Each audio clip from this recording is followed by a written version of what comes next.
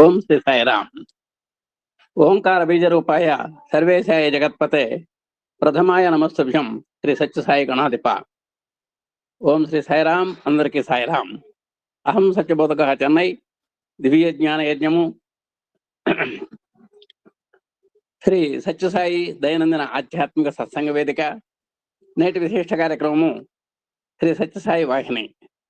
మనం నిన్నటికి బదులు ఇవాళకి మార్చుకున్నాం కొన్ని అనివార్య కారణాల వల్ల. ఈ సత్యసాయి వాహినిలో ఇప్పుడు మనం ధారావాహిక కార్యక్రమానికి మన స్వామి యొక్క దివ్యాశీస్సులతోటి, మన అధినేత దంపతుల యొక్క శుభ ఆకాంక్షలతోటి, మన ఆత్మీయ సోదర సోదరిమణుల యొక్క శుభకామనలతోటి దివ్యంగా నవ్యంగా భవ్యంగా జరుగుతున్నటువంటి కార్యక్రమానికి మరి మీ అందరి యొక్క శుభకామనలతో ఈరోజు కొన్ని విశేషాలు, స్వామివారు స్వయంగా చెప్పినటువంటి విశేషాలు ఏమిటో ఒక్కసారి గమనిద్దాం.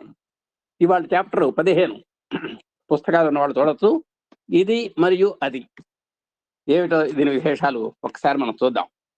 ముఖ్యంగా దీంట్లో నేను అనేటువంటి దాని గురించి విశేషంగా చెప్పబడింది. మనం అందరం కూడా ప్రతి ఒక్కళ్ళం ఆ పదం వాడందే మనకు మన మాట రాదు. నేను అనాల్సిందే. ఆ నేను ఏమిటో, ఎలా ఉంటుందో, దాంట్లో ఉన్న విశేషాలు ఏమిటో ఒకసారి చూద్దాం. ప్రతి జీవియు తన్ను నేను నేను అనుకుని వ్యవహరించుకొనుతున్నది. నేను రామయ్య, నేను కృష్ణయ్య, నేను సీత, నేను రాధ అని ఎవరికి వారు నేను నేను అను పదమును ఉపయోగిస్తున్నారు. ఇందులో అర్థం కాని ఏం లేదు. ప్రతి ఒక్కళ్ళం కూడా నేను అనే పదం వాడుతున్నాం. నేను చేస్తున్నాను, నేను చూస్తున్నాను, నేను ఇల్లు కట్టాను, నేను పెళ్లి చేశాను, నేను చదివించాను, నేను పంట పండించాను, ఇలాంటి విశేషాలు మనం ఎన్నో వింటుంటాం. అసలు మాటలు రాని కారణముచే పశు పక్షి మృగాదులు ఈ నేను అను పదమును వ్యవహరించలేకపోతున్నవి. నిజంగా వాటికి కూడా భాష లేదు, నోరు లేదు. పాపం ఒక్క మానవుడికి మాత్రమే 84 లక్షల జీవరాశుల్లో నోరు ఇచ్చాడు. కానీ అవి తినటానికే ఉపయోగపడతాయి. మనం తినటం కాదు, అంటానికి కూడా ఉపయోగపడతాయి. మనకు తినటానికి అంటానికి కూడా, మరి అంటే మాట్లాడటానికి కూడా మనకు ఉపయోగపడతాయి. ఆ భగవంతుడు ఇచ్చినటువంటి అపూర్వమైనటువంటి వరం మనకు మాట. దానివల్ల ఎంతో భావజాలాన్ని మనం ఒకళ్ళ నుంచి ఒకళ్ళు పంచుకుంటూ, ఒకళ్ళ జ్ఞానాన్ని ఒకళ్ళకి పంచుకుంటూ, ఒకళ్ళ విజ్ఞానాన్ని ఒకళ్ళకి పంచుకుంటూ, మరి వ్యాసుల వారి దగ్గర నుంచి ఆదికవి వాల్మీకి దగ్గర నుంచి ఎంతో వాళ్ళు వాగ్రూపమైనటువంటి ఆ విశేషాలు మనకు అక్షర రూపంలో వచ్చి ఈనాడు మనకు సలక్షణంగా మనకు ఎంతో జ్ఞానాన్ని విజ్ఞానాన్ని పంచుతున్నటువంటి నేపథ్యం మనందరికీ తెలుసు. కాబట్టి పశుపక్షాతులకు కూడా నోరుంటే నేను అనేవి. అవి కూడా నేను అంటే అవి కూడా కబుర్లు చెప్పుకునేవే. కానీ అవి కంటితో మాట్లాడుకుంటాయి, మూగగా మాట్లాడుకుంటాయి. మనకు మూగ మనసుల సినిమాలో ఉంది, మనసు అన్నదానికి మనసు మూగదే గాని బాస్ ఉన్నది దానికి అని మనకు ఆ మూగ జీవుల్లో మూగ మనసులో పాట ఉంది. మనసు మూగదే గాని బాసున్నది దానికి అని. అలాగే అవన్నీ కూడా మూగ భాషలో మాట్లాడుకుంటాయి. మూగవాడు కూడా సైగలతో మాట్లాడుకుంటాడు. మూగవాళ్ళకు కూడా వార్తలు ఉన్నాయి. ఎక్కడెక్కడ అంతర్జాతీయ వార్తలు కూడా మూగవాళ్ళకి ఆ సైగల ద్వారా చెబుతుంటే వాళ్ళు ఎన్నో మనం సత్యం సంవత్సరం చదువుకుంటే మనం ఎంత అమందానందం పొందుతామో అంత అమందానందం ఆ చెవిటి వాళ్ళు కూడా, అంటే వాళ్ళకి దాని మూలాన ఆ వార్తలు వింటూ ఉంటారు. మూగవాళ్ళు చెవిటి వాళ్ళు కూడా ఆ విధంగా వాళ్ళకి ఆ పశుపక్షాతులకు నిజంగా నోరు లేదు, కానీ అవి కూడా నేను అనగలుగుతాయి. కేవలం అంతేకాదండి, కానీ మాటలే వచ్చి ఉండినా అవి కూడా ఈ నేను అను పదమును ఉపయోగించి ఉండేవి. అవి కూడా నేను హాయిగా ఉన్నానను, నేను బాధలు పడుతున్నానను ఏవో మాటలు చెప్తుండేవి అవి కూడా. అంతేకాక కొండలు గుట్టలు రాణులు కూడా నేను గుట్ట, నేను పుట్ట, నేను చెట్టు అని వ్యవహరించి ఉండేవి. వాటికి కూడా కేవలం పశుపక్షాదులే కాదు, మరి కొండలు గుట్టలు చెట్లు కూడా నేను అనేవి. నూజివేడు మామిడి చెట్టు అంటుంది, నేనేం పాపం చేశాను, నేను బ్రహ్మాండమైనటువంటి తీయటి మామిడి పండ్లు ఇస్తున్నాను, నన్ను మొహం వాచేలాగా కొడుతున్నారు, నేను చాలా బాధపడుతున్నాను అని చెప్తుంది. నోరు కనుకుంటే చెబుతుంది. నేను అన్ని మధురమైనటువంటి ఫలాలను ఇస్తున్నా కూడా నాకేం బాధలేమిటి అనేటువంటి బాధను చెబుతుంది. నిజంగా ఆ నూజివీడు మామిడి చెట్టు, బంగినపల్లి మామిడి చెట్టు, ఏది భాష ఉంటే నోరుంటే ఇవంతయు సూక్ష్మంగా విచారించి చూసిన ఈ నేను అను పదములో ఏదో ఒక గొప్ప రహస్యం ఇమిడి ఉన్నది. కాబట్టి ఇంతమంది ఇంతకాలం నుంచి యుగ యుగాలుగా నేను నేను నేను నేను అనేటువంటి పదం వాడుతున్నారంటే ఈ నేను వెనక ఏదో మంచి గూఢమైనటువంటి చిదంబర రహస్యం ఏదో ఉంది. పామరుని మొదలు పరమాత్మ వరకు ఈ నేను అత పదముచే వ్యవహరించుతున్నాడు అన్న ఈ రహస్యమును ఎవరు విచారించుతున్నారు? చివరికి చాలా కూటికి పేదైనటువంటి వాడు కూడా, పైసా లేనటువంటి వాడు కూడా, గోచి పెట్టుకుని వాడు కూడా, అక్కడి నుంచి కుబేరుడి దాకా కూడా ఈ నేను అనేటువంటి పదం వాడతారు. పేదవాడికి కూడా భాష ఉంది కదండి. వాడు కూడా పేదవాని కోపం పెదవికి చేటు, వాడు కూడా చెప్పాలి, వాడు కూడా నేను అని బాధపడుతుంటాడు. కానీ ఈ విధంగా మనం ఒక పామరుడి దగ్గర నుంచి, అంటే ఏమాత్రము మరి నిరక్షర కుక్ష అయినటువంటి వాడి దగ్గర నుంచి పెద్ద బ్రహ్మాండమైనటువంటి పరమాత్మ దాకా, పండితుడి దాకా అనాలి. కానీ మంచి ఇంకా స్థాయి పెంచే పరమాత్మ దాకా కూడా నేను పదంచే వ్యవహరిస్తున్నారు. ఈ రహస్యాన్ని ఎవరు విచారించుతున్నారు? ఏమిటి చిన్న స్థాయి నుంచి పెద్ద స్థాయి వరకు మరి ఈ నేను అనేటువంటి పదం వాడుతున్నారు.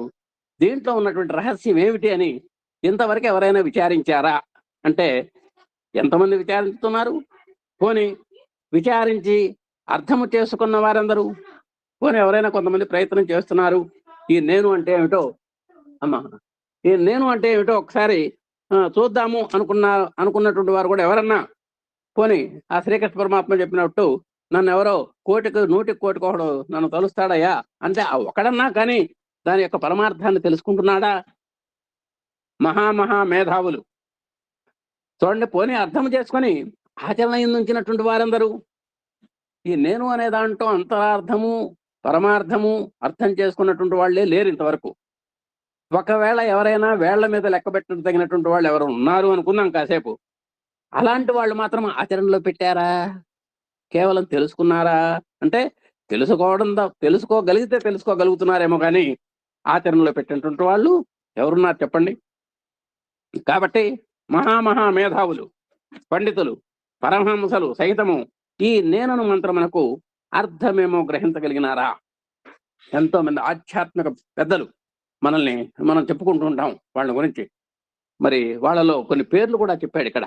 పరమహంసలు కూడా ఉన్నాడు, రామకృష్ణ పరమహంస లాంటి వాళ్ళు, ఎంతో మంది పండితులు, మేధావులు, వీళ్ళంతా కూడా ఈ నేను అనేటువంటి మంత్రాన్ని జపించారేమో కానీ దాని యొక్క అర్థం గ్రహించారా అని స్వామివారు సూటిగా ప్రశ్నిస్తున్నారు.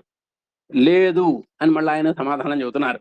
ఎవరైనా విచారించారా, గ్రహించగలిగారా, దాని యొక్క నేనులో ఉన్నటువంటి అర్థాన్ని కానీ పరమార్థాన్ని కానీ తెలుసుకోగలిగారా? లేదు. భగవద్గీతను 18 అధ్యాయములు 700 శ్లోకములు పూర్తి కంఠస్థము చేసి ప్రవచనము చేయుతూ ప్రబోధలు సలుపుతూ వాటి భాష్యములు వ్రాసే మేధావులు సహితము ఈ నేను పదము యొక్క పరమార్థమును పూర్తిగా గ్రహించినారా? శ్రీకృష్ణ పరమాత్మ చెప్పినటువంటి భగవద్గీతలో 700 శ్లోకాలు ఉన్నాయి. ఆ 700 శ్లోకాలని ఎక్కడ అడిగినా చెప్పగలిగినటువంటి వాళ్ళు ఉన్నారు. నిజంగా మన గ్రూప్ లో కూడా మన అమ్మాయి ఉన్నది, మొన్ననే చక్కగా అభ్యాసం చేసింది, పరీక్షకి వెళ్ళి వచ్చింది. ఉన్నారు అలా కంఠస్థం చేసిన వాళ్ళు ఉన్నారు. దాని యొక్క ప్రబోధలు, దాంట్లో ఉన్నటువంటి అర్థాలన్నీ ఆకలింపు చేసుకున్నటువంటి వాళ్ళు ఉన్నారు. అర్థాలే కాదు పరమార్థాన్ని కూడా సాకల్యంగా చదివినటువంటి వాళ్ళు ఉన్నారు. పరమార్థాన్నే కాదు దాంట్లో ఉన్న శ్రీకృష్ణుని యొక్క హృదయాన్ని కూడా ఆవిష్కరించగలిగినటువంటి వాళ్ళు ఉన్నారు. వీళ్ళంతా కూడా ఈ కంఠస్థం చేసిన వాళ్ళు కానీ, భాష్యం చెప్పేటువంటి వాళ్ళు కానీ, విశ్లేషకులు కానీ, వివరణకర్తలు కానీ, పరిశోధకులు కానీ, పరిశీలకులు కానీ, వీళ్ళంతా కూడా నేను అను పదము యొక్క పరమార్థమును పూర్తిగా గ్రహించినారా అని సూటిగా ప్రశ్నిస్తున్నారు స్వామివారు. గ్రహించి ఉండినా ఒకవేళ ఏదన్నా వాళ్ళకి తెలుసు అనుకుంటే భగవద్గీతలో ఉన్నటువంటి కొన్ని శ్లోకాలు చెప్పారండి. నేను అనేది మనమే అనలేదు, సాక్షాత్తు శ్రీకృష్ణ పరమాత్మ కూడా భగవద్గీతలో నేను అనేటువంటి పదం వాడాడు. ఏ సందర్భాల్లో వాడాడో ఒక్కసారి చూద్దాం. అహం త్వా మోక్షయిష్యామి అన్నారు. అంటే దీని యొక్క మొత్తం శ్లోకం అంటే సర్వధర్మాన్ పరిత్యజ్య మామేకం శరణం వ్రజ అహం త్వా సర్వ పాపేభ్యః మోక్షయిష్యామి మా శుచః అని చెప్పాడండి. నువ్వు సర్వస్య శరణాగతి కనుక నన్ను పొందినట్టయితే నేను అహం త్వా సర్వపాపేభ్యః, నీ యొక్క పాప కూటమి నుంచి నేను నిన్ను తప్పిస్తాను. అహం త్వా సర్వపాపేభ్యః మోక్షయిష్యామి మా శుచః అని అహం అనేటువంటి పదం వాడాడు. అహం అనేటువంటి పదం, నేను అనేటువంటి పదం వాడెక్కడ. మామేకం శరణం వ్రజ కూడా ఇందాక వచ్చేసింది. అలాగే క్షేత్రం జ్ఞాపి మాం విద్ధి సర్వక్షేత్రేషు భారత క్షేత్రజ్ఞయో జ్ఞానం ఎత్త జ్ఞానం మతం మమ అని వాడాడు. మమ అంటే నాకు అనేటువంటి పదం వాడాడు. అలా కాకుండా భగవద్గీతలో ఇంకా కొన్ని ఉదాహరణలు కనుక చూసినట్టయితే 10వ అధ్యాయంలో చక్కగా దొరుకుతాయండి. అహమాత్మా గుడాకేశ, నేనే గుడాకేశ, నేనే ఆత్మను అని చెప్పాడండి. అలాగే నక్షత్రాణామహం శశి అన్నాడు. నేను నక్షత్రాల్లో మరీచిన్ మరుతామస్మి నక్షత్రాణామహం శశి, కోట్లాది నక్షత్రాల్లో చందమామను నేనే అన్నాడు. అన్ని ఆదిత్యుల్లో కల్లా నేను విష్ణుమూర్తిని అన్నాడు ఇందాక. అలాగే మేరు శిఖరినామహం అన్నాడు. మీరంతా గమనించాల్సింది ఏంటంటే అహం అనేటువంటి పదం వచ్చిందా లేదా గమనించాలి. మేరు శిఖరినామహం, పెద్ద ఎత్తైనటువంటి కొండల్లో నేను మేరు పర్వతాన్ని అన్నాడు. అలాగే వరుణో యాదసామహం అన్నాడు. నేను యాదవులందరిలో కల్లా నేను వరుణుండి అన్నాడు. అలాగే మరి యమ సంయమతామ కాల కలయతామహం అన్నాడు. కాలాన్ని కొలిచేటువంటి వాళ్ళల్లో నేను కాలాన్ని అన్నాడు. ఈ విధంగా లెక్క వేస్తే ఈ అహం అనేటువంటి దానికి అసలు లెక్కలు ఎన్నిసార్లు అన్నాడు ఆయన, శ్రీకృష్ణ పరమాత్మ. మనమే కాదు, శ్రీకృష్ణ పరమాత్మ కూడా అహం అహం అహం అని వాడాడు. మన అనన్యాశ్చింతయాలో చూడండి. అనన్యాశ్చింతయంతో మాం ఏ జనా పర్యుపాసతే తేషాం నిత్యాభియుక్తానాం యోగక్షేమం వహామ్యహం. ఇది పెద్ద శ్లోకం. ఇది 700 శ్లోకాల్లో కూడా గణనీయమైనటువంటి శ్లోకం ఇది. యోగక్షేమం వహామ్యహం అన్నాడు. యోగం అంటే నీకు లేని నేను ఇస్తాను, క్షేమం అంటే నీకు వచ్చిన దాన్ని నేను కాపాడతాను. అప్రాప్త వస్తు ప్రాప్తి యోగము గుర్తుపెట్టుకోవాలి. మీ ఇంట్లో కొత్త వస్తువు ఏదన్నా వచ్చిందంటే, కొత్త వస్తువు మీకు ఏదైనా వచ్చిందంటే అది యోగము. ఆ వస్తువు భగవంతుని యొక్క దయ వల్ల క్షేమంగా ఉన్నది అంటే అది బాగా ఉన్నది అంటే అది క్షేమము అని అర్థం. కాబట్టి యోగం అంటే కొత్త వస్తువు మనకు రావడం, ఆ వచ్చినటువంటి వస్తువు బాగా పనిచేయడం క్షేమం అంటారు. ఆ విధంగా నీ యొక్క యోగాన్ని క్షేమాన్ని నేను చూస్తానయ్యా అన్నాడు. ఈ విధంగా ఆయన అహం అహం అహం అంటూ ఇత్యాది శ్రీకృష్ణ వాక్యములలో ఇప్పుడు మనం ఎన్నో ఉదాహరణలు చెప్పాం. అహం అంటే శ్రీకృష్ణ పరమాత్మ కూడా నేను అన్నాడు అంటానికి ఉదాహరణలు చెప్పాం. ఆ శ్రీకృష్ణ వాక్యాల్లో నేను నేను అని సంబోధించుకున్నాడు కాదా అని మనం అందరం అనుకుంటాం. ఈ విధమైన నేను అను పదము సర్వత్ర సర్వజీవాత్మ స్వరూపమే. కాబట్టి ఇదంతా కూడా ఆత్మభావనే తప్ప నేను అనే దాంట్లో మామూలుగా నేను అనేటువంటిది కాదు. ఈ నేను అనేది ఆత్మీయమైనటువంటిది, ఆత్మ సంబంధమైనటువంటిదని మనం గుర్తుపెట్టుకోవాలి. ఇది అనంత రూపమై స్పష్టమును గోచరించుతున్నది. 3 లక్షణాలు ఉన్నాయి దీనికి. జీవాత్మ స్వరూపము అన్నారు, అనంత రూపము అన్నారు, స్పష్టంగా కనబడుతోంది అని చెప్పారు. ఇప్పుడు ప్రపంచంలో ఉన్నటువంటి విద్యుత్ సంబంధమైనటువంటి అన్ని వస్తువుల్లో కరెంట్ అనేటువంటి పదార్థం ఎలా ఉందో, విద్యుత్తు అనేటువంటిది ఎలా ఉందో, అది జీవస్వరూపంగా ఉన్నది, అనంతంగా ఉన్నది, స్పష్టంగా ఉన్నది. అలాగే 84 లక్షల జీవరాశుల్లో జీవాత్మ స్వరూపము నేను, అనంత రూపము నేను, స్పష్టంగా గోచరించేది నేను. అంటే ఆ పరమాత్మ యొక్క రూపం అన్నమాట. పూసల్లో దారము వలె నామరూపములు భిన్నములుగా కానబడుతున్నాను, అన్నింటినీ కూర్చిన సూత్రము వలె ఈ నేను కానబడుతున్నది. అలాంటి ప్రపంచంలో ఉన్నటువంటి అన్ని కరెంట్ సంబంధమైనటువంటి వస్తువుల్లో కరెంటు ఏ విధంగా అయితే కనబడకుండా అవి నిజంగా ఒక పూలు అనుకుంటే దారంలాగా ఎలా ఉన్నదో, అలాగే 84 లక్షల జీవరాశుల్లో ఆ చైతన్యవంతమైనటువంటి ఆ పదార్థము సూత్రంలాగా, అంటే ఒక పూసల్లో దారంలాగా ఆ ఆత్మ మనకు గోచరిస్తోంది. నిజంగా కళ్ళకు గోచరిస్తోందా? లేదు. కేవలం మనోచక్షువులతో మాత్రమే, దివ్య చక్షువుల చేత మాత్రమే దీన్ని కనుక్కోవటానికి అవకాశం ఉంది. అసలు ఆ చైతన్య స్వరూపమే లేకపోతే 84 లక్షల జీవరాశులు చీమ కూడా కదలలేదు, ఐరావతం కూడా ఏం కదలలేదు, మనం కూడా కుర్చీలో నుంచి లేవలేము. ఒక ముద్ద మన నోట్లో పోతోంది అంటే ఆ ఆత్మ ఆత్మ అనేటువంటి చైతన్యం లేకపోతే ఎదురుగా పంచభక్ష ప్రమాణాలు పెట్టినా సరే ఆయన చేత్తో ఆయన తీసుకోలేనటువంటి పరిస్థితి కొంత ఉంది. మీరు గమనించారు లేదు? అంటే ఏ భార్య పెట్టాలి నోట్లో అంటే ఇక్కడ ఈ చైతన్య శక్తి తగ్గిందనమాట. చైతన్య శక్తిలో ఏదో చిన్న లోపం వచ్చింది. కాబట్టి మనంతా కూడా షేర్గా మన మంచినీళ్ళు మనం తాగుతున్నాం, మనం అన్నం మనం తింటున్నాం, మన కాళ్ళతో మనం నడుస్తున్నాం, మన చేతులతో మనం పని చేస్తున్నాం, మన కళ్ళతో చూస్తున్నాం, మనం చెవులతో వింటున్నాం, మన నోటితో మాట్లాడుతున్నాం. ఇవన్నీ కూడా అమేయమైనటువంటి ఆ పరమాత్మ యొక్క చైతన్య శక్తి అని మనం గుర్తుపెట్టుకోవాలి. అది లేకపోతే అసలు మనకు చైతన్యమే లేదు. ఎన్ని లక్షల కరెంటు సామాను ఉంటే మాత్రం ఏంటి, ఆ కరెంట్ అనేటువంటి పదార్థం లేకపోతే దేనికది? ఒక్కరోజు ఒక అర నిమిషం కరెంటు పోతే మా రామ్మోహన్ రావు గారింటో చూస్తాం పక్కన, అంటే వాళ్ళకి కరెంట్ ఉందా లేదా, అసలు మనకు పోయింది దేనికి పోయిందని చూడడేనా, ఆ పక్క వాళ్ళింటో చూస్తాడు, అంటే వాళ్ళకు కూడా పోయిందే ఉందా అని.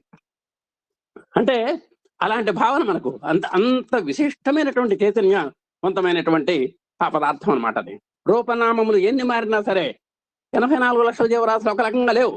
చీమలాగా ఏనుగు లేదు, ఏనుగులాగా సింహం లేదు, సింహంలాగా లేడు లేదు, లేడులాగా చేప లేదు. అలాగే మనలో కూడా ఈ కోటేశ్వరరావు అనేటువంటి వాడు ఎంతమంది ఉన్నా కూడా మీరు కనిపెట్టచ్చు. ఈయనకున్నటువంటి బాడీ లాంగ్వేజ్ ఒకటి ఉంది. అలాగే రామ్మోహన్ రావు గారిని ఎక్కడున్నా కూడా మనం కనిపెట్టేసేయచ్చు. ఎందుకంటే ఇన్ని కోట్లాది మంది ఉన్నా సరే ఆ వ్యక్తిని మనం టక్కన కనిపెట్టగలిగినటువంటి వైవిధ్యం మనకు 84 లక్షల జీవరాశుల్లో ఉన్నది. కాబట్టి రూపనామాలు వేరు. అక్కడ ఆ వ్యక్తి యొక్క పేరు వేరు కావచ్చు, ఆ వ్యక్తి యొక్క రూపం వేరు కావచ్చు. మరి ఒక్క సినిమా హాల్లో 1000 మంది కలిగినటువంటి 2000 మంది కలిగినటువంటి సినిమా హాల్లో అప్పుడే పుట్టిన బిడ్డని మీరు ఒక 2 నెలలో 2 నెలలో 3 నెలలో అయినటువంటి బిడ్డని బాగా ఏడుస్తున్నప్పుడు అక్కడ ఉన్నటువంటి 2000 మంది ఆడవాళ్ళు స్పృశించినప్పటికీ ఆపనటువంటి ఏడుపు ఎక్కడో ముక్కు మొహం తెలియకపోయినా ఒక్కసారి ఆ విధంగా ఒక కన్న తల్లి వచ్చి అలా చెయ్యి వేయంగానే ఆ ఏడుపు టక్కన అయిపోతుంది, ఏదో కరెంటు పోయినట్టుగా. దీనికని అన్ని వేల మంది తల్లులు పట్టుకున్నా కూడా ఆ అబ్బాయి ఇంకా ఏడుస్తూనే ఉన్నాడు. ఆ శిశువు 3 నెలల శిశువు. మరి వాడు కన్న తల్లి రాగానే, కన్న తల్లి అట్లా చెయ్యంగానే అట్లా బుగ్గ మీద చెయ్యేసిందో లేదో, నుదురు మీద చెయ్యి పెట్టిందో లేదో, గుక్కపట్టి ఏడుస్తున్నటువంటి ఏడుపు నాపేశాడు ఆ కుర్రాడు. అంటే హీ రికగ్నైజ్డ్ హిజ్ మదర్, అతని తల్లిని గుర్తుపట్టాడు. అది అపూర్వమైనటువంటి చైతన్య పదార్థము, అది భగవంతుడు అంటే. చూడండి, వాడికి ఆలోచన శక్తి ఉందా? వాడు ఎప్పుడన్నా పోని ఏమన్నా ఒక ముద్ర ఏమన్నా గుర్తు పెట్టుకున్నాడా? వాళ్ళ అమ్మ ముద్ర ఏం గుర్తు పెట్టుకోలేదు, అట్లా గుర్తు పెట్టుకోగలిగినంత శక్తి రాలేదుగా. కేవలం పంచతన్మాత్రల్లో కేవలం స్పర్శ, ఆ స్పర్శ అనేటువంటి ఆ గుణం ద్వారా ఆ పిల్లాడు వాళ్ళమ్మ చేయగానే టక్కన ఆపేశాడు. అదండి ఆ భగవంతుని యొక్క అమేయమైనటువంటి చైతన్య శక్తికి ఇది ఉదాహరణ అన్నమాట. కాబట్టి రూపనామములు ఎన్ని మారినప్పటికీ ఈ నేను అన్నది మార్గ శాశ్వతంగా నిలిచి ఉన్నది. ఆ చైతన్య పదార్థం అంత మహత్తరమైన శక్తి దాంట్లో ఉంది. మొదట ఈ సర్వవ్యాపకమైన నేను గుర్తించిననే సర్వము తెలుసుకుని వాడు కాగలడు. కాబట్టి ఆ నేను సర్వవ్యాపకంగా మనం గుర్తుపెట్టుకోవాలి. అంటే ఆ పరమాత్మ సర్వవ్యాపి, సర్వజ్ఞుడు, సర్వాంతర్యామి, సర్వశక్తిమంతుడు, ఇన్ని హోదాలు ఇచ్చాం ఆయనకి. కాబట్టి అలాంటి నేను మనం కనుక్కోవాలి. కనుక్కుంటే సర్వము తెలిసినట్టే కదండి. అతడే జగద్గురువు, ఆయన జగత్తు మొత్తానికి గురువు, విశ్వగురువు, ఈ సకల భూభాండాలన్నిటికీ కూడా గురువు. ఆయన సద్గురువు, మంచి గురువు. లోకమున ఈ ఉపాధి భేదములచే భిన్న భిన్న భావములను అభివృద్ధి చేసుకొని వ్యవహరించుట మనకు జరుగుతోంది. ఉపాధి భేదములు అంటే ఏం లేదు, మనం ఒక్క హోదాలో పనిచేస్తున్నాం. ఉపాధ్యాయుడు అనేటువంటి వాడు పాఠాలు చెబుతున్నాడు, వైద్యుడు వైద్యం చేస్తున్నాడు, న్యాయవాది న్యాయాన్ని గురించి విచారిస్తున్నాడు, ఈ విధంగా జడ్జి తీర్పులు చెబుతున్నాడు, కార్మికుడు కృషి చేస్తున్నాడు, శ్రామికుడు శ్రమ చేస్తున్నాడు, కర్షకుడు వ్యవసాయం చేస్తున్నాడు. ఇవన్నీ కూడా జస్ట్ మనం బతకడానికి ఉపాధులు అంటారు వీటిని. అంటే జీవిక అంటాం, అంటే ఒక జీవన విధానం. మనకు ఉపాధులు వేరు అయినప్పటికీ భిన్న భిన్న భావాలను అభివృద్ధి చేసుకొని వ్యవహరించడం మనకు కనబడుతూ ఉంటుంది. అందుట్లో ఒకడు గొప్ప మరొకరు తక్కువ అని వ్యవహరించడం కూడా ఇట్టి దొడ్డ బుద్ధికి లక్షణంలో కానేరవు. ఒక డాక్టర్ ఐఆమ్ ది గ్రేట్ అనుకుంటాడు, ఒక లాయర్ ఐఆమ్ ది గ్రేట్ అనుకుంటాడు.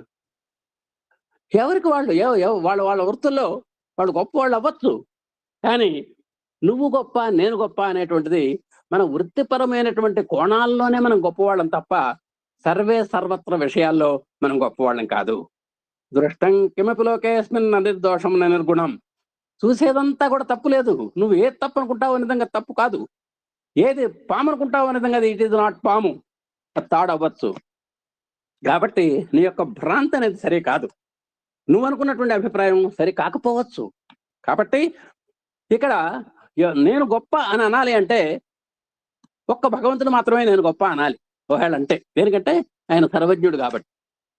మనం ఏంటండి, కించిజ్ఞులు. మనం ఏదో ఒక శాఖలో ఒక నామమాత్రంగా ఒక సబ్జెక్టులో, అదే కూడా సముద్రం అంత సబ్జెక్టులో ఒక సింధువులో బిందువులాగా తెలిసినటువంటి వాళ్ళము మనం గొప్ప అని ఎలా అంటాం? అంటానికి అవకాశం లేదుగా. అందుకని ఒకరు గొప్ప మరొకరు తక్కువ అనేటువంటి వ్యవహరించడం కూడా ఇటు దొడ్డ బుద్ధికి లక్షణములు కావు, మంచి బుద్ధికి ఇవి లక్షణాలు కావు. మనం ఎప్పుడు వీఆర్ గ్రేట్ అనుకోకూడదు ఎప్పుడు కూడా. ఇంకా నేను తెలుసుకోవాల్సింది ఉంది. సింధువులో నేను బిందువుని, సింధువులో నేను బిందువుని. సింధువు అంటే సముద్రం, బిందువు అంటే చుక్క. ఆ సముద్రంలో నేను చుక్కని అనుకోవాలి.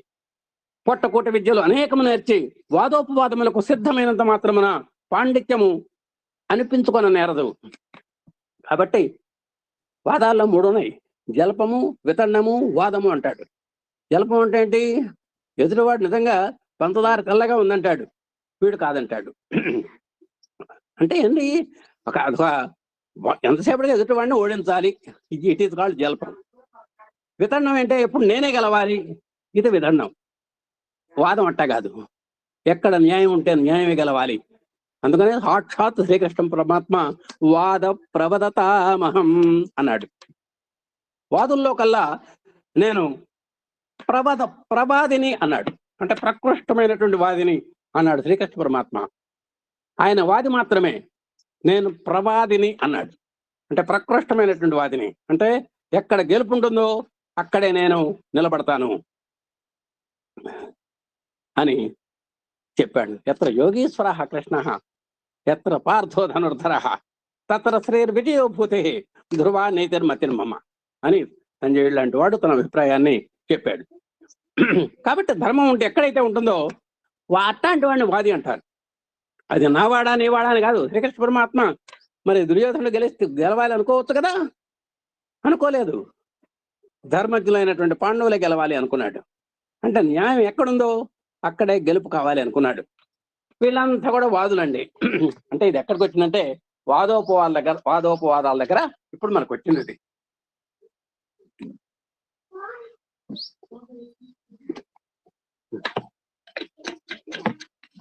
వాదోపవాదములకు సిద్ధమైనటువంటి మాత్రమున ఏ పాండిత్యము అది పాండిత్యం అనిపించుకోకూడదు. చాలా మంది వాదిస్తారు ఐఆమ్ గ్రేట్ అని. ఒక్కొక్కసారి సర్టిఫికేట్ కూడా ఇస్తుంటాం, ఆయనకు అన్నీ తెలుసండి అంటాం. మనం సర్టిఫికేట్ ఇచ్చేస్తాం, ఏఎస్ఐ ముద్ర ఇవ్వటమే. అంటే అంత మేధావి అని అర్థమే తప్ప అన్నీ తెలుసని అనడానికి అవకాశం లేదు. నేను అన్న పదము పదార్థములనే కాక సర్వాత్మ యొక్క పరమాత్మను గుర్తించి విచారించుతుంటామన్నమాట. కాబట్టి నేను అనేటువంటి పదాన్ని మనం అనుకుంటున్నామంటే నిజంగా మనం పదార్థాలను పట్టుకొని నేను అంటున్నాం తప్ప సర్వాత్మ అయినటువంటి పరమాత్మను గురించి దానికి దీనికి లింక్ ఉన్నటువంటి విషయం మనం గుర్తించట్లేదు. ఇది ఏ నీవు అని గుండెలను తట్టి చూపించుతున్నటువంటి విధమున తత్వమసి అను మహోపదేశ వాక్యం ఒక చెవిని వినిపించుతున్నది.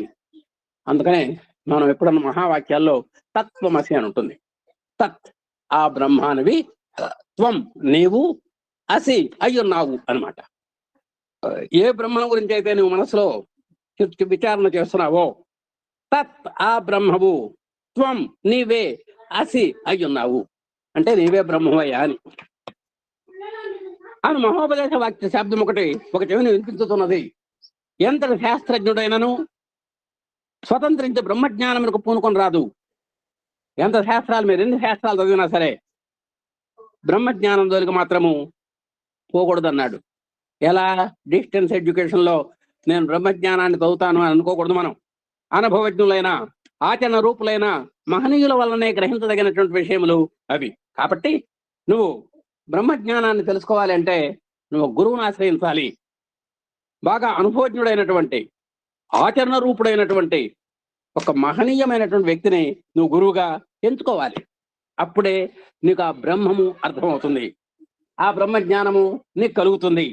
ఈ పవిత్రమైన నేను అను తత్వజ్ఞానము తర్క వ్యాకరణాదులకు సాధ్యమున్నది కాదు. ఈ నేను అనేటువంటి అంటే పరమాత్మ సంబంధమైనటువంటి నేను అనేటువంటిది కేవలం ఈ తర్కము, వ్యాకరణము, శిక్ష, ఛందస్సు, కల్పము, జ్యోతిషము ఇట్లాంటి ఉన్నాయి వేదాంగాలు. వాటిలో తర్కం చేత వాదిస్తే కుదిరేది కాదు. ఇది వ్యాకరణం వల్లిస్తే అర్థమయ్యేది కాదు. అవి అంతయును శృతి స్మృతుల హెచ్చరిక సుమా. శృతి అంటే చెప్పుకున్నాం, వినబడేది శృతి. స్మృతి మననం చేయబడేది. ఆ శృతి ఏమో వినబడుతుంది, మరి స్మృతి అనేది మననం ద్వారా నిలబడుతుంది మన దగ్గర. శృతి అనగానే వింటాం, ఇట్ ఈస్ కాల్డ్ వేదం.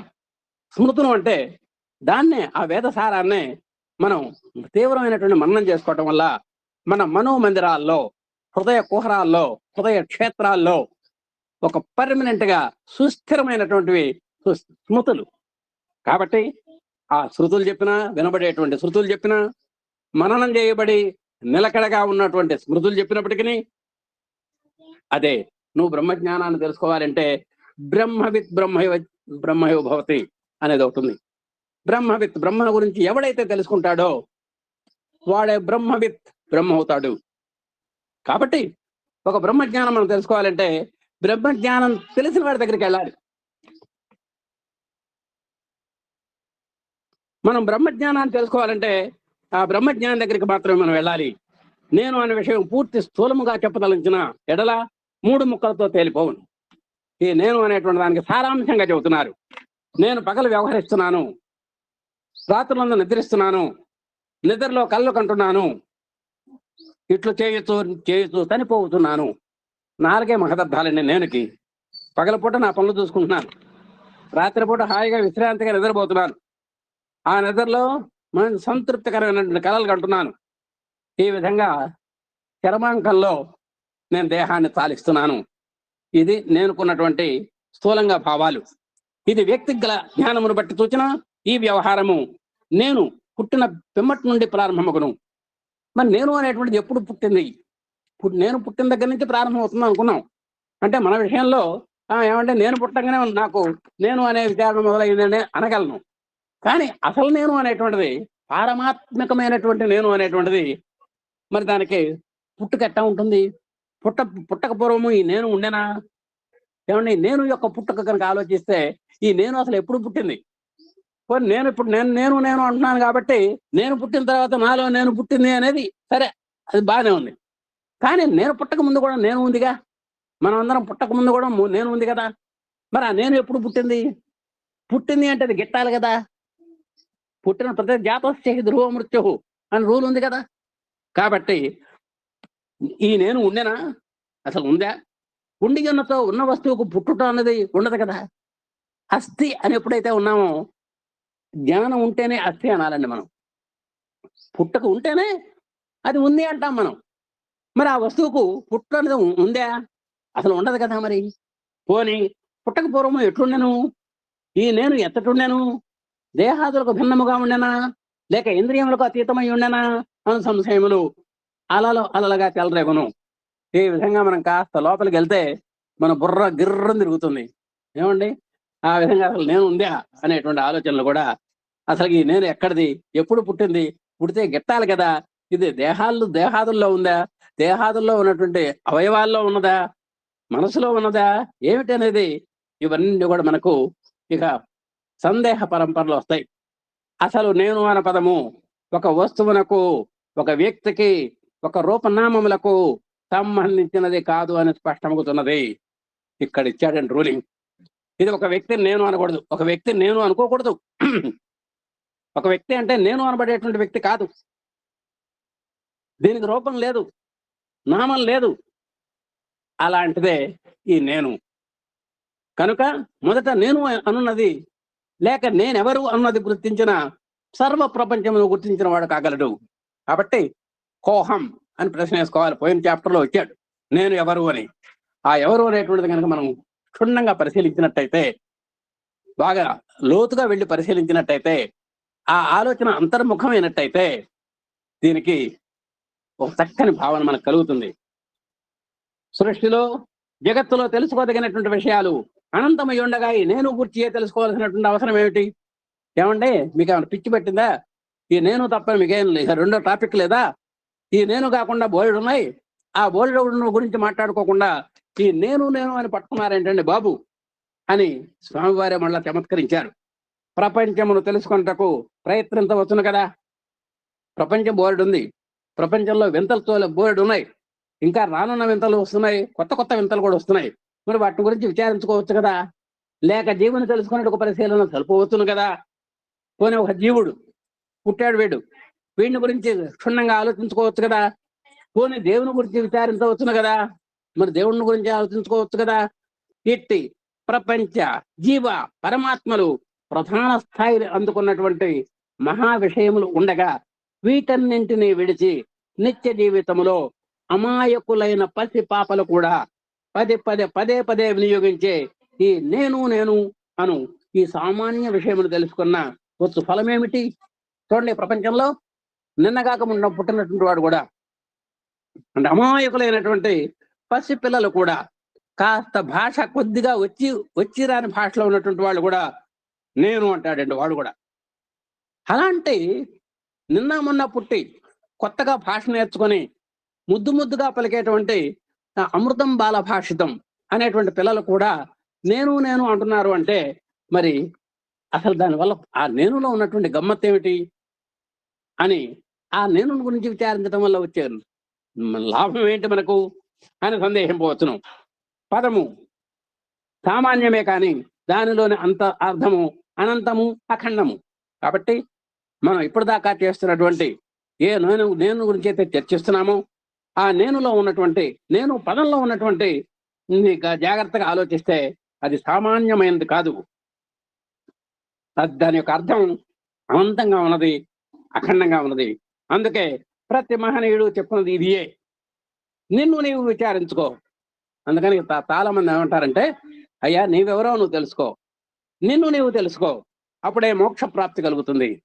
మోక్షం కలగాలి అంటే ఇవన్నీ సాధనా సిబ్బంది కాదు, ముందర కావాల్సింది మనకు ముఖ్యంగా మనం అమ్మా నిన్ను నీవు తెలుసుకో, అప్పుడే మోక్ష ప్రాప్తి కలుగుతుంది అని హితోపదేశములు చేయుతున్నారు. శాస్త్రములు హెచ్చరించుతున్నవి. తద్విజ్ఞానేన సర్వం విజ్ఞానం భవంతం. ఏ విజ్ఞానం ద్వారా మనకు నేను అనేటువంటి తెలుస్తుందో అలాంటి సర్వ విజ్ఞానాన్ని తెలుసుకుంటేనే ఆయన మనకు ద్యోతకం అవుతాడు అనేది తెలుస్తుంది. ఆ విధంగా మొదలగు ఆజ్ఞలను బట్టి ఆత్మ విచారణ ముఖ్యమని తెలుస్తున్నది.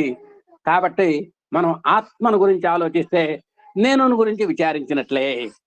కాబట్టి ఆత్మ అన్న నేను అన్న ఒకటే. కనుక అట్టి ఆత్మవు నీవేనని తత్వమసి మహావాక్యము ఉపదేశిస్తున్నది. కాబట్టి అలాంటి ఆత్మను గురించి విచారణ చేస్తే మనకు తేలినటువంటి వాక్యం ఏమిటా అంటే తత్వమసి, తత్ ఆ బ్రహ్మానివి, త్వం నీవు, అసి అయ్యున్నావు, నీవేనయ్యా బ్రహ్మవి. అప్పుడప్పుడు స్వామివారు అంటుంటారు, నేను దివ్యాత్మ స్వరూపుణ్ణు, మీరు కూడా దివ్యాత్మ స్వరూపులే అని స్వామి చెబుతూ ఉంటారు. కనుక నీ వాంఛితము ఈడేరటకు నిన్ను విచారించుకో. మనకు మానవ జన్మలో 3 దుర్లభం అన్నాడు మనకు. అసలు ఎవరికైనా సరే, 1 మానవ జన్మ, 2 మోక్షేచ్ఛ, 2 మహాపురుష సంశ్రయము. ఈ 3 ప్రతి మానవుడు కూడా మనకు వచ్చినటువంటి సౌభాగ్యం ఇది. మనకు 3 ఇచ్చాడు వరాలు భగవంతుడు. నెంబర్ 1 నరజన్మ, మనిషిగా పుట్టాం. మోక్షేచ్ఛ కలగాలి, మానవ జన్మ కలగంగానే మోక్షమునందు ఇచ్చ కలగాలి. నెంబర్ 3 మహాపురుష సంశ్రయము. మనం ఆ పరమాత్మను తెలుసుకోవటానికి, నేను అంటే ఏమిటో తెలుసుకోవటానికి ఒక బ్రహ్మజ్ఞానిని మనం పట్టుకోవాలి, ఒక గురువు గారిని పట్టుకోవాలి అని చెప్పారు. కాబట్టి కనుక నీ వాంఛితం ఈడేరటానికి అంటే నెరవేరాలి అంటే నీవు నిన్ను విచారించుకో. నీవు నిశ్చితమనియు శాస్త్రము నిన్ను ఆవరించినటువంటి అజ్ఞానమును పారద్రోలి నీ స్వస్వరూపమును అనుభవమునకు తెస్తున్నవి. కాబట్టి నీలో ఆ తపోవనంలో చెప్పినట్టు మలము, విక్షేపము, ఆవరణము అనేటువంటి 3 మాయాపరులు ఉన్నాయి. ఎప్పుడైతే దీపానికి ఇదివరకు మా చిన్నతనంలో చిమ్నీలు, లైట్లు వెలిగించేవాళ్ళం, కిరోసిన్ బుడ్లు. ఏ రోజుకి ఆ రోజు ఆ ఆ గ్లాసుని శుభ్రంగా తుడుచుకునేవాళ్ళం. ఆ గ్లాస్ శుభ్రంగా తుడుచుకుంటేనే ఆ కాంతి దేదీప్యమానంగా వెలుగుతూ ఉంటుంది, చక్కగా మనకు ప్రసరిస్తుంది. అలాగే ఆ కాంతి చక్కగా ప్రసరించాలి అంటే ఆ దీపం బుడ్డి యొక్క ఆ గ్లాసుని అంటే ఆ అద్దం తొడుగుని మనం ఏ విధంగా అయితే శుభ్రంగా తుడుచుకుంటామో నువ్వు కూడా నీ యొక్క హృదయాన్ని ఉన్నటువంటి మలము, విక్షేపము, ఆవరణ అనేటువంటి మాయ పొరలను నువ్వు కనుక తీసినట్టయితే నీ ముందున్నటువంటి అద్దంలో నీ ముఖం చక్కగా కనబడాలి అంటే ఆ అద్దం చక్కగా తుడవాలి.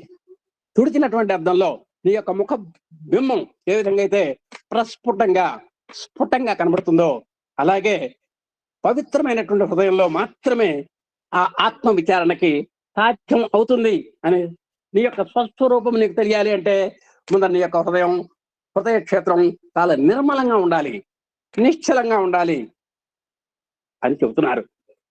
కాబట్టి అలాంటి దాన్ని పారద్రోలి నీ స్వస్వరూపమును అనుభవమునకు తెచ్చుతున్నవి. కాబట్టి నువ్వు ఆ ఆత్మ అనేటువంటి తెలియాలంటే నీకు అది స్వచ్ఛంగా ఉండాలి. హృదయం స్ఫురింపజేయుతున్నవి ఇట్టి పరమ రహస్యమును పరమశ్రేయమును బోధించుతూ వచ్చుతున్నటువంటి శాస్త్రములను విశ్వసించక కేవలము మూఢాచారముల వెంట ముసుగు వేసుకొని పయనము చేస్తే ఆత్మతత్వము ఎట్లు అబ్బును. కాబట్టి ఇలాంటి దివ్యమైన, నవ్యమైన, భవ్యమైన ఆత్మభావం జోలికిపోకుండా ప్రాపంచిక విషయాల మీద వెంట పరిగెత్తుతూ ఉంటే నీకు నేను అనేటువంటిది అర్థమవుతుందయా? అర్థం కాదు. శృతి తాత్పర్యము గ్రహించుటకు కేవలం లౌకిక ప్రజ్ఞ మాత్రమే చాలదు. అలాంటి వేదాల్లో చెప్పినటువంటి ఆ నేను అనేటువంటిది గ్రహించాలి అంటే మనకు ఉన్నటువంటి భౌతికమైనటువంటి తెలివితేటలు చాలవు. దానిని భక్తి ప్రపత్తి భావముతో భగవత్ కృపను సాధించి అతని కరుణా కటాక్షములచే తెలుసుకొన సుసాధ్యము. కాబట్టి భక్తి ఉండాలి, ప్రపత్తి ఉండాలి, శరణాగతి కూడా ఉండాలి.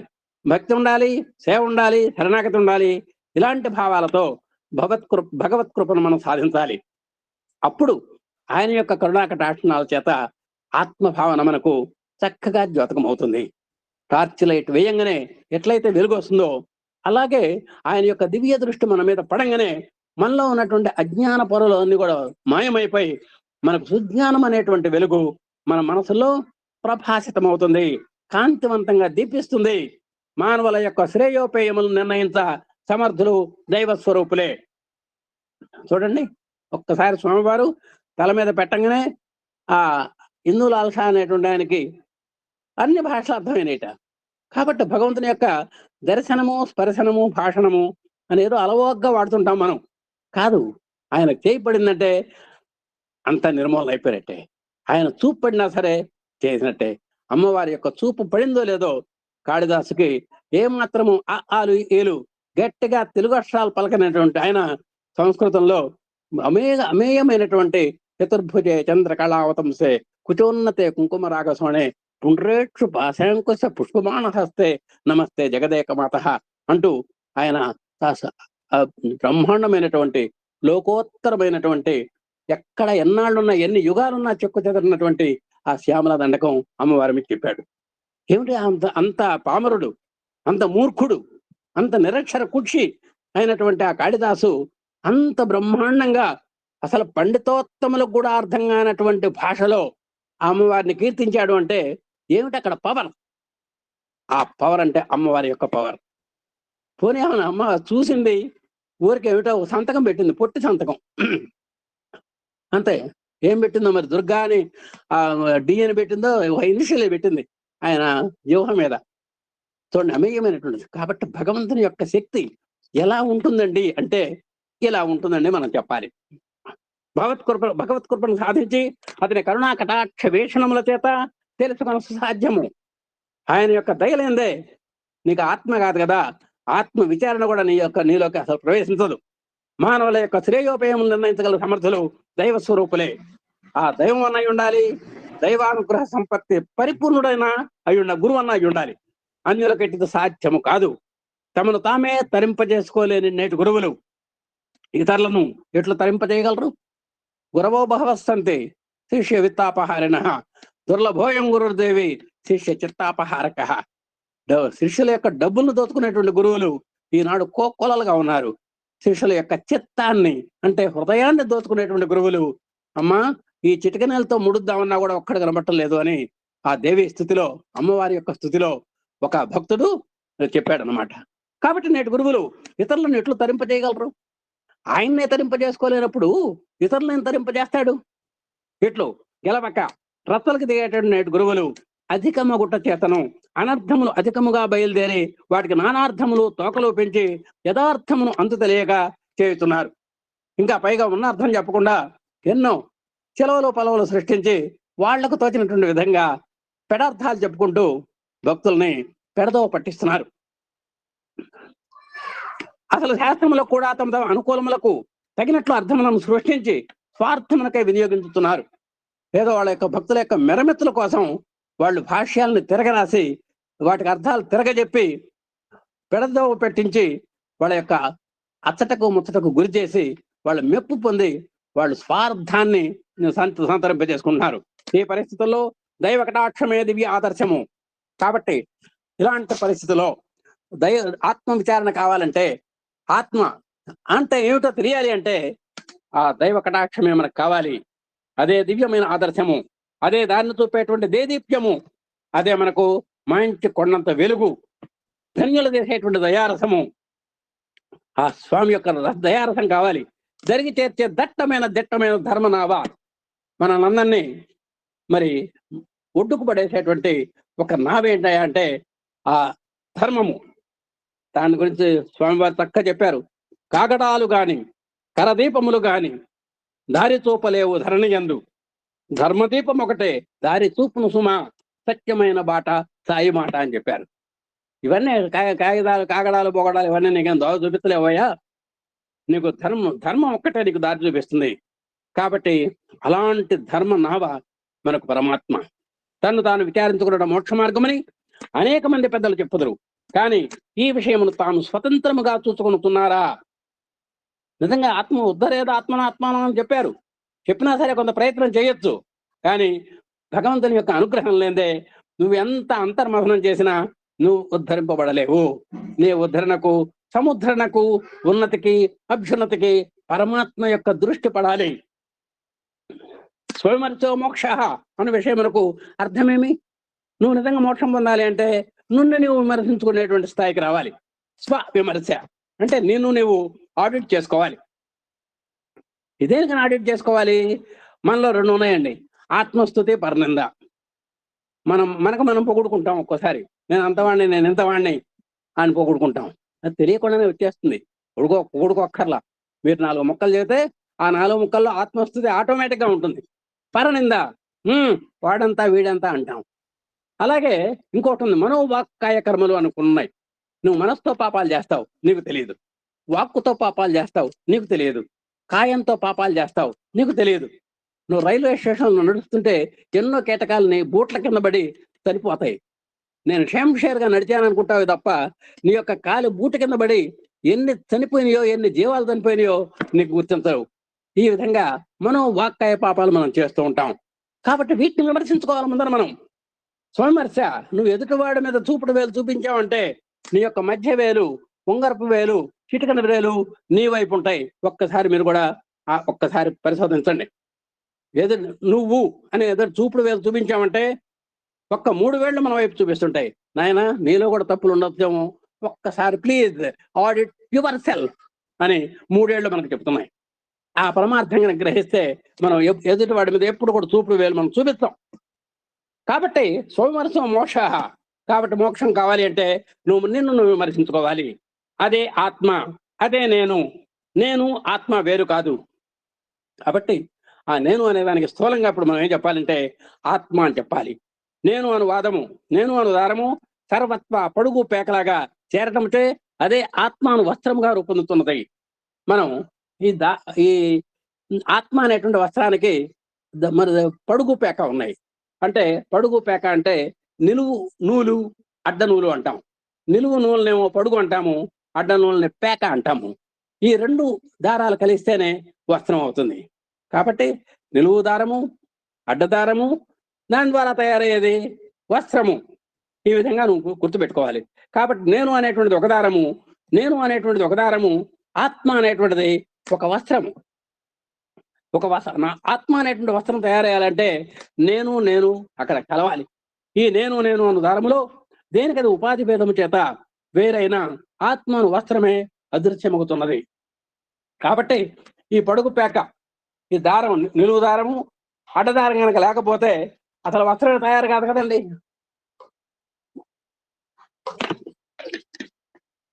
ఈ నిలువు దారం అడ్డదారం లేకపోతే వస్త్రం ఉండదుగా. కాబట్టి నిలువు దారానికి నిలువు దారము, అడ్డదారానికి అడ్డదారము, పడుగు పేక పేక విడదీసామనుకోండి, ఇక అక్కడ వస్త్రమే లేదు.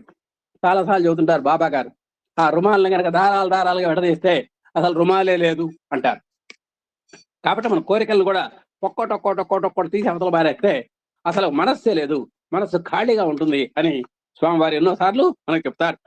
కాబట్టి అయితే ఈ నేను దారము, ఆత్మాను వస్త్రము దేనికది విడిపోవచ్చును.